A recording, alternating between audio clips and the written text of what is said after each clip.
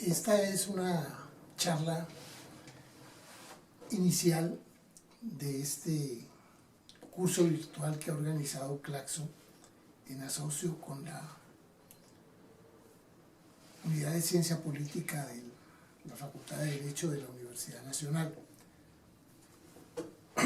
Tiene un texto de referencia que está seguramente ya indicado en los parámetros generales del curso. Es un texto que se denomina Hacia la verdad del conflicto, insurgencia guerrillera y orden social vigente, que ustedes pueden consultar y que es uno de los materiales principales del curso.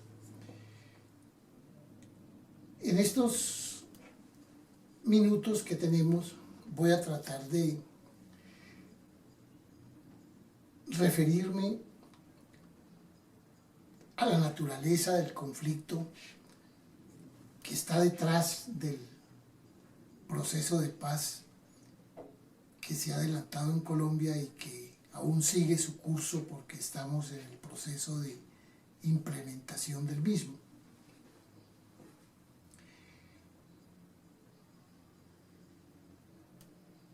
Para plantear la naturaleza del conflicto hay que hacer referencia a la naturaleza de la sociedad a que nos estamos haciendo referencia, a la sociedad colombiana.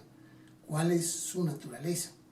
Que es de alguna manera común, aunque con especificidades, al resto de las sociedades de nuestra región y del planeta. ¿Qué quiero decir con eso? Que la naturaleza de la sociedad en que estamos es una sociedad regida por el sistema de organización capitalista. No vamos a entrar en las particularidades de ella, que además, repito, tiene unas ciertas especificidades en el caso colombiano y en el caso de los países latinoamericanos igualmente. Pero esas sociedades tienen un común denominador, y es que producen o están edificadas sobre unos efectos de injusticia, de inequidad, de desigualdad, que son propios de la naturaleza de ese régimen.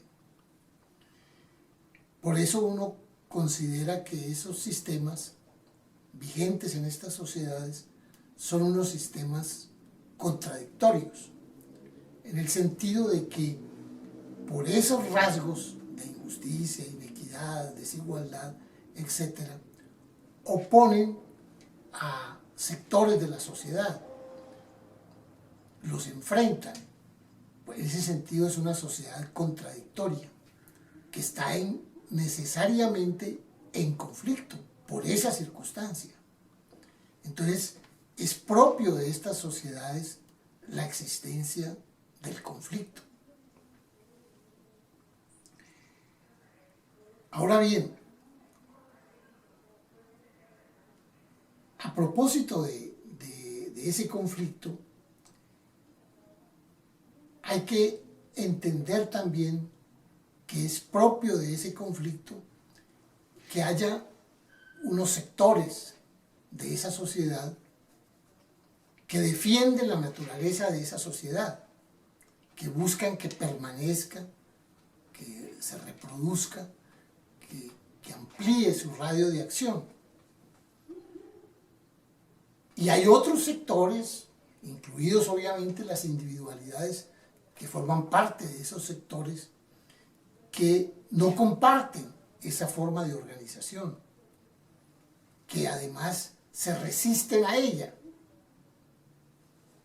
Es lo que tradicionalmente se considera como la pareja de la defensa del orden existente y la controversia o la resistencia a ese mismo orden. Eso da lugar a dos tendencias siempre presentes. Una presencia subversiva, que es la que dice, yo no comparto este orden, yo quiero transformarlo, quiero que sea distinta. Y otra orientación paralela e igualmente inherente al orden, que es, yo no quiero que haya esas expresiones contrarias al orden social vigente. Yo quiero que no existan. Quiero que se expresen dentro de los parámetros establecidos por el orden social vigente. Eso es lo que se llama la pareja insurgencia contra insurgencia. Es importante notar que eso no es una patología, no es una anomalía del sistema, es un rasgo, es una propiedad del sistema vigente. Ahora, esas grandes orientaciones de insurgencia o de contrainsurgencia tienen múltiples formas de expresión. No hay una sola forma de expresión. Si yo me coloco del lado de las manifestaciones contrarias al orden social vigente, esas manifestaciones van desde las expresiones simples, espontáneas de la gente, en sus conversaciones habituales, cotidianas, que dicen, yo no quiero esto, a mí no me gusta esto, yo no estoy satisfecho con los efectos que esta sociedad produce.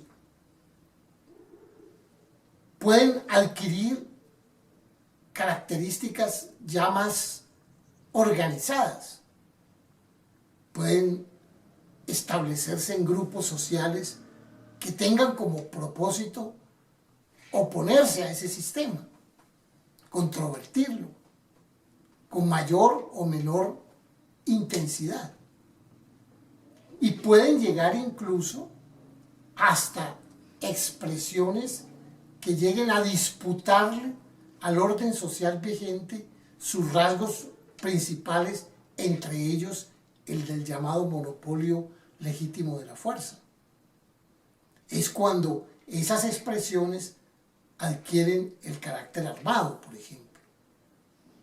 Entonces, los movimientos guerrilleros están en esa categoría, pero forman parte de un campo mucho más amplio, que es el campo de la resistencia, de la rebelión, de la subversión contra el orden existente, que, repito, tiene múltiples modalidades de manifestación, desde algo que casi que es elemental, espontáneo, hasta algo muy organizado que trasciende y le disputa al orden social vigente el monopolio legítimo de las armas. Por eso se habla de la subversión armada. Del otro lado sucede lo mismo.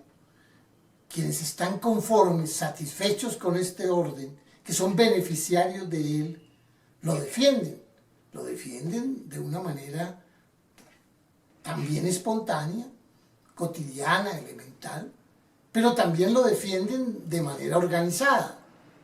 Es decir, hay aparatos, llámense partidos, movimientos, gremios, asociaciones, que tienen como divisa principal combatir el orden social vigente, defender el orden social vigente.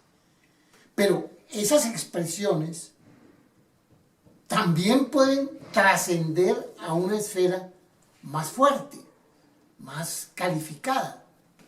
¿Por qué? Porque como parte de esta organización está el Estado, que está precisamente diseñada para, con sus características, con sus rasgos, defender el orden. Por eso tiene el monopolio de la violencia. La violencia legítima es la encarnada en los aparatos del Estado.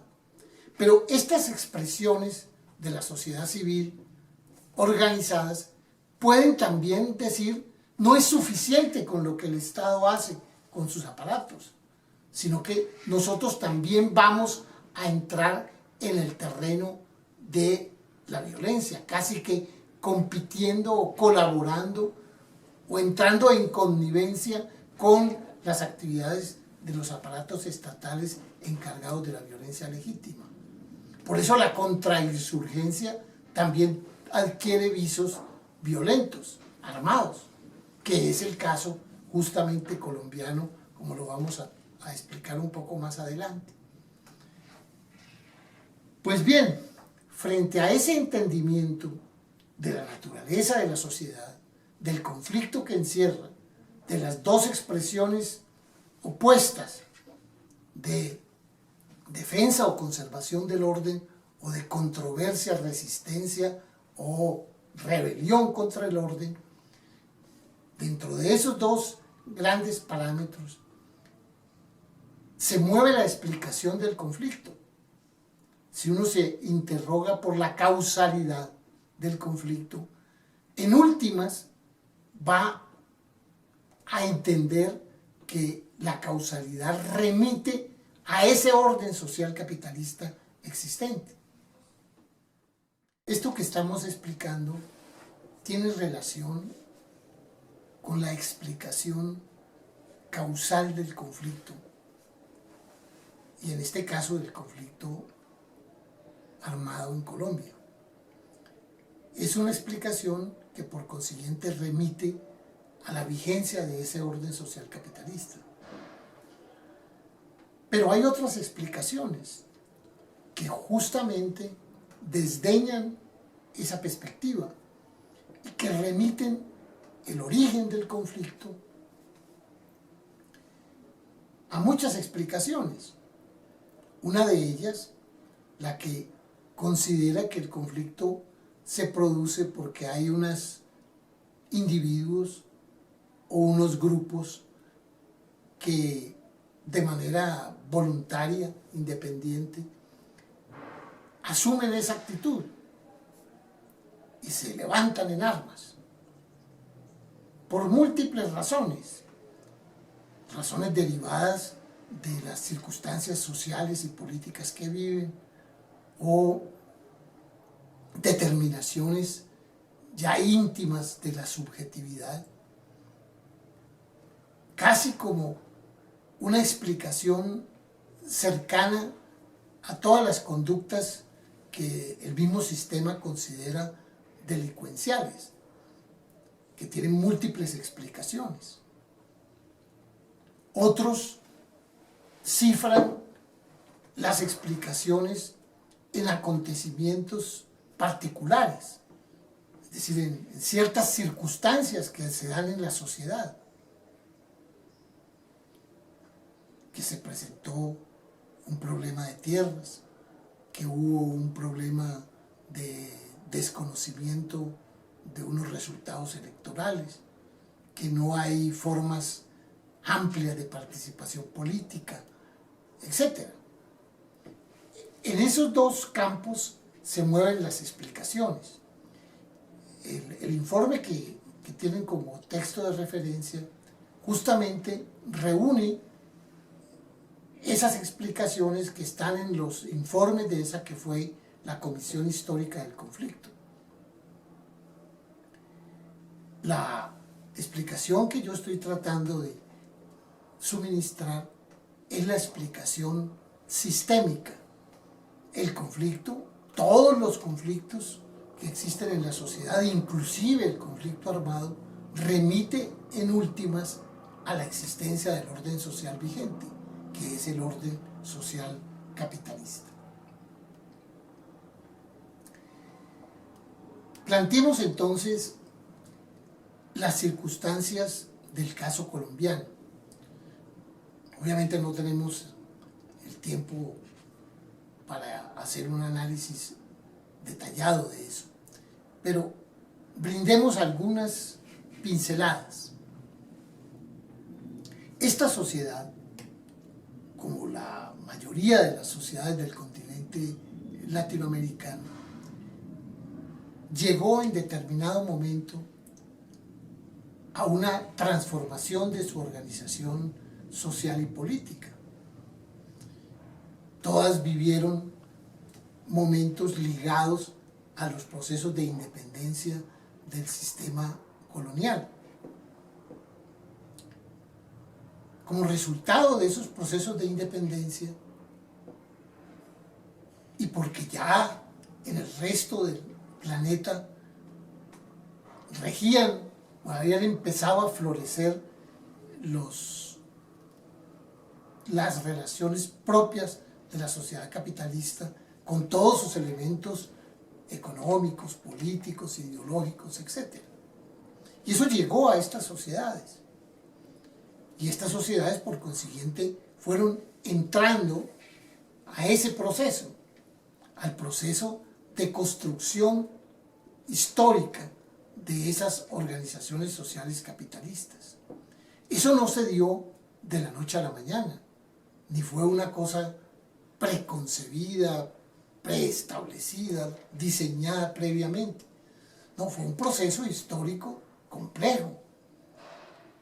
Si nosotros que estamos ahora celebrando 200 años de independencia del sistema colonial, en ese momento no existían en estos ambientes territoriales organizaciones sociales con las características que hoy conocemos. Eran regiones muy diversas, con formas económico-sociales elementales, unas derivadas de lo que aquí existía, otras transformadas por el sistema hispánico que llegó acá, etc. Y formas políticas derivadas de las delegaciones que tenía el poder real en las Américas, los virreinatos, las presidencias, etc., las reales audiencias, etc. Entonces, a partir de allí, durante todo el siglo XIX, se van a dar unos procesos complejos que van generando condiciones para que se fueran dando los rasgos propios de ese orden nuevo, del orden capitalista nuevo, sobre lo que existía. Nunca hay una tabla rasa, ¿no? Sino que sobre lo existente se construyen históricamente otras organizaciones sociales, económicas, políticas, etc. Y eso es más o menos común al conjunto de las sociedades latinoamericanas, con variedades obviamente notorias, significativas, pero eso no se dio de la noche a la mañana. ¿A qué condujo eso? Aquí entre nosotros, a que todo el siglo XIX estuvo salpicado por numerosos enfrentamientos bélicos, luchas internas, guerras internas, cambios de gobierno, sucesión de constituciones, de proyectos de organización política, etc. Que no es el caso de tratar así aquí, pero es lo cierto que todo ese siglo XIX está marcado por esa conflictividad, que fue una conflictividad armada, entre las agrupaciones políticas que empezaban a darse en esos comienzos de la construcción de unos estados nacionales. No había propiamente unas naciones, ni mucho menos una organización política que correspondiera a esos estados. Todo ese siglo XIX transcurrió en un proceso de construcción de esos estados nacionales y de un orden social distinto. Fue un proceso lento, sangriento,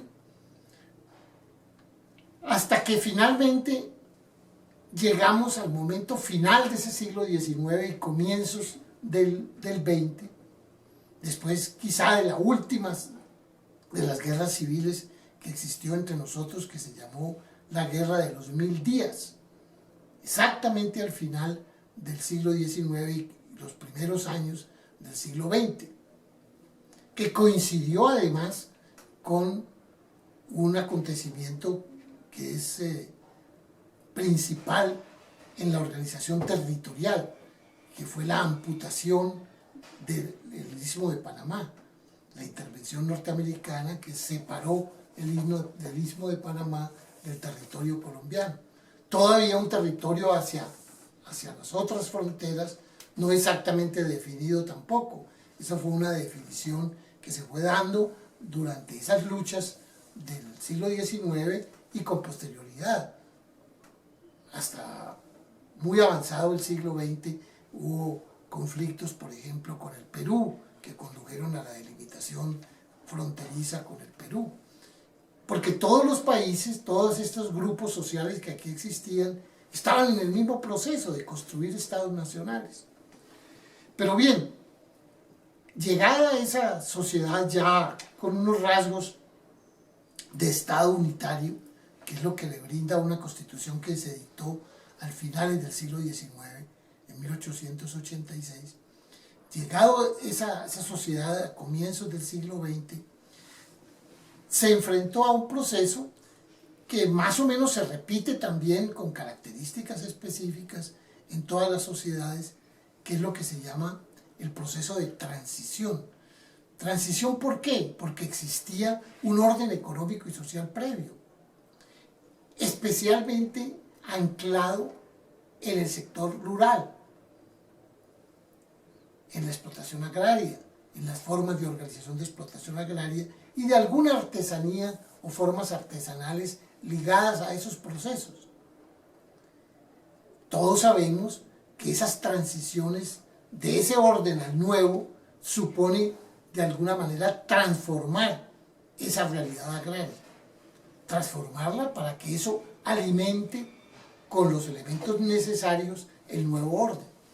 Eso se da entre nosotros alrededor de 1920, en las primeras décadas del siglo XX, y tiene unas consecuencias de ruptura que supone enfrentamientos violentos, porque ahí aparecen como las dos grandes tendencias de transición de lo agrario a la sociedad capitalista. Una que es el de barrer, eliminar eso para que toda esa población engrose a los núcleos urbanos que se están conformando y que ingrese además al régimen salarial que se está organizando alrededor de unidades de manufactura o alrededor de los procesos de construcción de obras o de organización de puertos o de navegación o de transporte, etc. Entonces, esas condiciones en los años 20 fueron un factor de conflicto. Ahí está precisamente la explicación de por qué es que decimos que el orden social es el generador del conflicto. Y la otra tendencia es la tendencia de un tratamiento paulatino, lento, de transformación agraria, que es lo que se llama la tendencia reformista, que entre nosotros alcanzó a expresarse en esa época, por ahí en los años 24, 26, pero que no fructificó. Y fue el proceso inverso, el proceso de transformación brutal, total, de esas formas agrarias anteriores. Saltemos rápidamente. Eso va a aparecer de una manera mucho más vívida, mucho más fuerte, por allá en los años 40 o 50 del siglo XX, en lo que entre nosotros se llama la violencia con mayúscula. ¿Qué sucedió? Ya habían más o menos dos grandes organizaciones políticas, el Partido Liberal y el Partido Conservador. Pues bien, como presentación del conflicto aparece como una presentación de enfrentamiento de esos dos partidos, enfrentamiento violento, pero que tiene unos efectos centrales sobre lo que ocurre en el campo, a nivel agrario. Entonces se forman guerrillas que pertenecen a uno de los partidos, al Partido Liberal, o enfrentadas a la organización del Estado que estaba controlada por el otro partido desde el año 46. Y eso produce efectos definitivos en las transformaciones agrarias, en la consolidación de la hacienda latifundista, de la explotación extensiva, de la expulsión de la gente. El fenómeno de desplazamiento en esa época también se da de lo rural a lo urbano, etc. Es de tal magnitud eso que conduce al único fenómeno denominado dictatorial entre nosotros por allá en los años 50, del 53 al 57, con una dictadura militar que buscó ponerle fin a ese enfrentamiento. Era una paz distinta entre las agrupaciones políticas que habían fomentado esa violencia con mayúsculas. Dijeron, es el momento de restaurar esto. Y esa dictadura, que duró 4 años, condujo a una llamada restauración democrática, que entre nosotros se llamó el Frente Nacional. Esos partidos se agruparon, se pusieron de acuerdo, se repartieron y se distribuyeron los aparatos del Estado durante periodos, durante cada 4 años, durante 16 años, se distribuyeron por mitades también todos los cargos públicos, etcétera, etcétera. Y no había posibilidades de entrar a eso. Bueno, después vienen otros momentos que seguramente ustedes van a encontrar en las lecturas, en que ya, sobre todo después de la Segunda Guerra Mundial, el país entra en una senda de consolidación de unas estructuras ya de organización capitalista económica propiamente dicha, con un periodo de auge, especialmente provocados por el fenómeno post-Segunda Guerra Mundial, y entramos, digamos, en la segunda mitad del siglo XIX. Pero al entrar esa forma de organización, el conflicto no solamente subsiste, sino que tiene unas manifestaciones mayores, superiores. Ese conflicto, que antes estaba liderado por los dos partidos enfrentados, pero que había tenido consecuencias sangrientas en el campo, en el sector rural, sufre una transformación en el sentido de que esa paz que había impuesto la dictadura militar en realidad no había producido los efectos, había sido una pacificación de exterminio de alguna manera. Y sobre esas bases empieza a resurgir o a transformarse esos núcleos de expresión armada. De ahí surge la guerrilla propiamente dicha, con una connotación ya no partidista de los partidos tradicionales, sino con una connotación de subversión económico-social. La guerrilla con la cual se hizo el proceso de paz, que es las Fuerzas Armadas Revolucionarias de Colombia, la FARC-EP, tiene ese momento de origen, en los años 60 más o menos. La fecha de fundación se coloca por allá en 1964. Y más o menos en la misma época empiezan a crearse otras organizaciones de carácter subversivo, ya con una distinta connotación, especialmente porque eran más provenientes del sector urbano que del rural. El rural eran las FARC porque venían de las antiguas guerrillas liberales. Las otras tenían más una influencia de sectores urbanos, como es el caso del Ejército de Liberación Nacional, como es el caso del Ejército Popular de Liberación, etc. Es decir, otros grupos guerrilleros que estaban influenciados, hay que decirlo con claridad, por todo el ambiente ideológico político suscitado por la Revolución Cubana. Estamos pues en los años finales de la década del 50, triunfo de la Revolución Cubana fue en el año 59. Entonces, ese es el panorama de surgimiento de esa expresión o de esas expresiones de subversión armada. A partir de allí, durante los gobiernos que continuaron en la segunda mitad del siglo XX, existía siempre la preocupación de cuál era el tratamiento que había que darle a esas manifestaciones subversivas armadas. Y se presentaban las dos vías que todavía subsisten, o la vía de negociar o la vía de reprimir o extirpar esas formas. La vía de la negociación se intentó muchas veces por el propio Estado, con relativos éxitos en algunos casos, con fracasos en otros. El principal éxito fue con una guerrilla muy posterior que se dio a raíz de un acontecimiento electoral que condujo a que el que había sido dictador, que había ganado unas elecciones, las perdió por un fraude electoral. Y eso organizó un movimiento nuevo, novedoso, también de características o de origen urbano, que fue el movimiento 19 de abril, el M-19, con quien se hizo la paz en determinado momento. Paz que condujo a unas transformaciones institucionales importantes, como son la Constitución Política de 1991 y todo lo que eso aparejó. Bajo ese gobierno que impulsó esa Constitución, llegaron aquí los vientos de unas transformaciones que se venían dando a nivel global, que eran las transformaciones que hoy conocemos como las transformaciones neoliberales. Ya eso había empezado en América Latina. El primer sitio donde germinó el proceso neoliberal fue en Chile, con la dictadura de Pinochet, años atrás.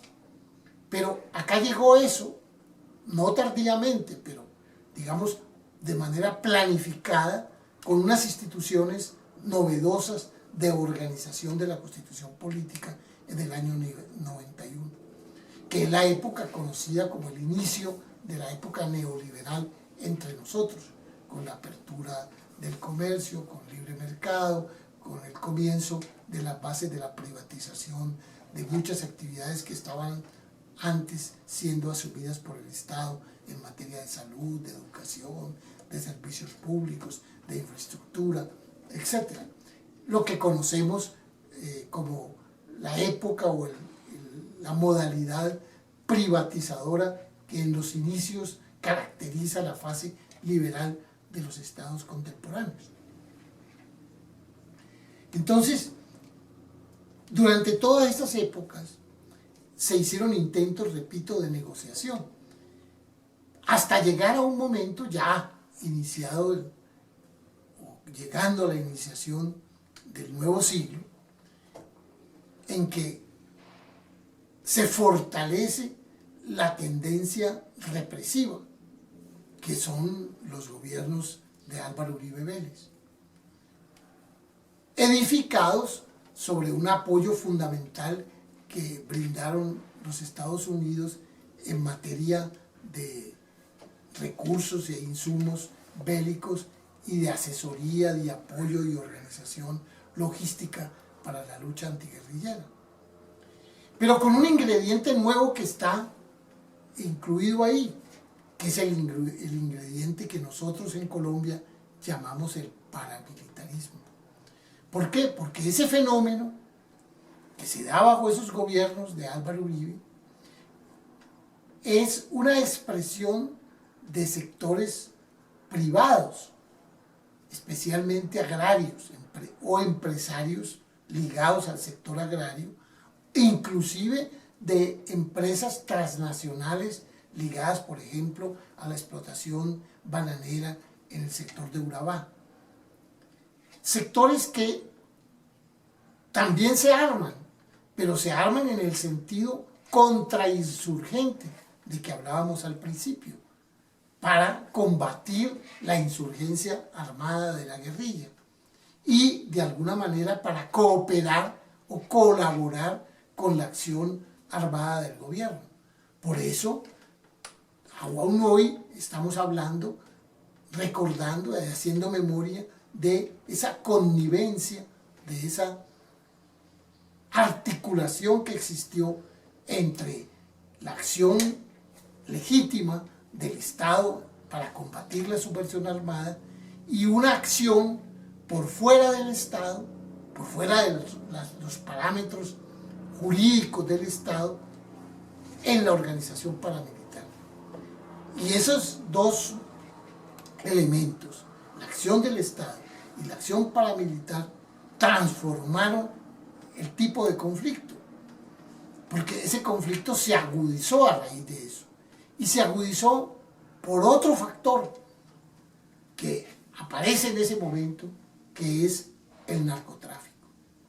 El narcotráfico surge allí como un elemento auxiliar y ligado a las organizaciones paramilitares. Es el aceite, el combustible de las organizaciones paramilitares. Organizaciones paramilitares que se lucraban también de tener una imposición y puestos a los sectores que apoyaban ese tipo de lucha armada privada por fuera del Estado. El narcotráfico permitió unas acciones violentas y de expulsión del campo, de desplazamiento y de masacres y de todo el horror de la guerra durante esos años finales de comienzos y finales y comienzos del siglo XX, finales del pasado y comienzos del siglo XX, con todo lo que significó el narcotráfico. Pero entonces, ¿eso a qué condujo? A que de alguna manera la guerrilla se reorganizó también en la misma dimensión. Y por eso aún se reconoce, ahora con posterioridad al acuerdo, que los recursos derivados del narcotráfico también nutrieron por la vía de la imposición de los impuestos que la guerrilla establecía a las organizaciones guerrilleras. Y por eso la guerra se escaló a unos niveles superiores. Por eso legitimó la acción fuerte de los gobiernos de Uribe Vélez que venimos comentando. Producido ese fenómeno que se llamó de seguridad democrática, que ese fue el lema con el cual se combatió la guerrilla al lado de las fuerzas paramilitares durante un tiempo, luego se dijo, ya no es necesario el paramilitarismo.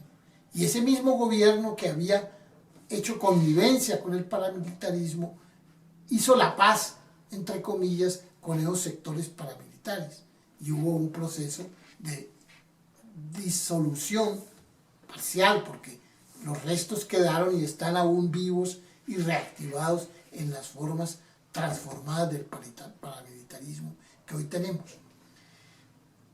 Pero en ese estado de cosas se produce un tránsito, un cambio en el sistema político a nivel presidencial con la figura de Santos, que considera que ya se han dado las condiciones de eliminación en alto grado de la fuerza de la organización guerrillera.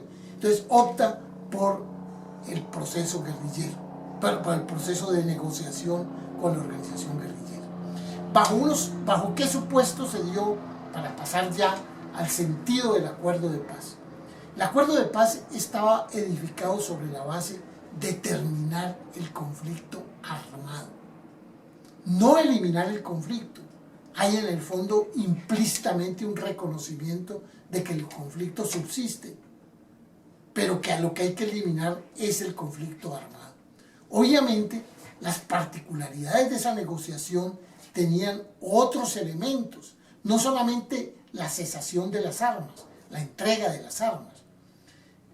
Desde esa época en que se estaba negociando, que fueron 4 años largos, existía el ambiente generalizado de que la negociación conducente al acuerdo era para ponerle fin a los fusiles, con una expresión que se usaba y se usa hoy: terminemos con los fusiles para que entren los votos, para que entre el proceso llamado democrático de participación electoral.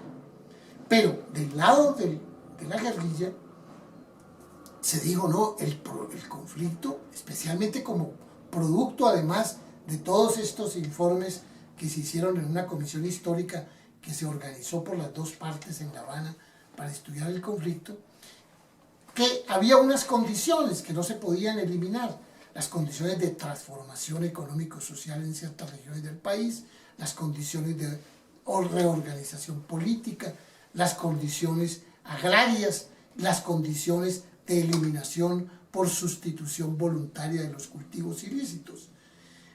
¿Qué ha pasado hoy? Que ese acuerdo prácticamente ha dejado de lado todas esas otras condiciones que eran condiciones esenciales para la terminación del conflicto armado. Entonces el conflicto armado propiamente dicho, en términos de la eliminación de las armas y del enfrentamiento bélico, terminó, pero las otras condiciones están olvidadas. Esa es la discusión en que estamos. Y eso es seguramente lo que en este curso que se está inaugurando de alguna manera con esta conversación, van a ustedes a encontrar en las exposiciones de todos los demás que van a tocar esos distintos temas que muy rápidamente aquí hemos tratado de presentar para indicar los rasgos generales del conflicto en Colombia, la naturaleza de la sociedad colombiana y las características que tuvo el proceso de paz, que tuvo el acuerdo de paz y que se han desnaturalizado a lo largo de estos últimos 3 años después de la suscripción del acuerdo a finales del año 2016. Muchas gracias.